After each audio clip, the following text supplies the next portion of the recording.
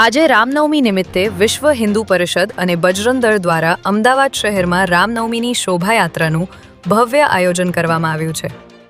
આ શોભાયાત્રા પ્રેમ દરવાજા સરયુ મંદિરથી પ્રસ્થાન થઈ હતી, જેમાં 7 અખાડા, 15 ટ્રેક્ટર, 12 ઊંટ લારી અને ટેબલો જોડાયા હતા.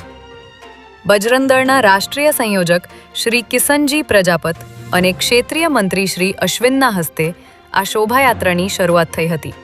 ત્યારે આ શોભાયાત્રામાં યુસીસી કાયદાનો સંદેશ આપતો ટેબલો પણ રાખવામાં આવ્યો છે. આ શોભાયાત્રાને જોવા માટે મોટી સંખ્યામાં શહેરીજનો ઉમટી પડ્યા હતા અને ભગવાનના દર્શનનો લાભ લીધો હતો.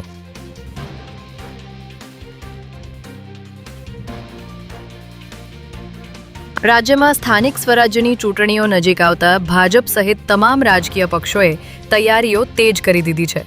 ત્યારે આજ રોજ કમલમ પ્રદેશ કાર્યાલય ખાતે મુખ્યમંત્રી ભૂપેન્દ્ર પટેલ, પ્રદેશ અધ્યક્ષ જગદીશ વિશ્વકર્મા અને નિરીક્ષકોની મહત્વપૂર્ણ બેઠક યોજાઈ હતી.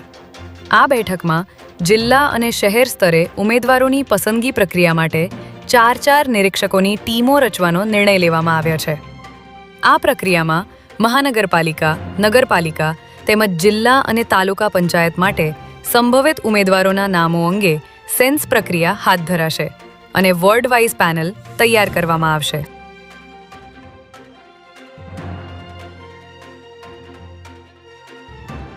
અમદાવાદના શેલા વિસ્તારમાં આવેલ સ્કાય સિટી રિવેરા ઇલાઇટ નામના બિલ્ડિંગના 3જા માળે આવેલા મકાનમાં આગ લાગવાની ઘટના બની હતી.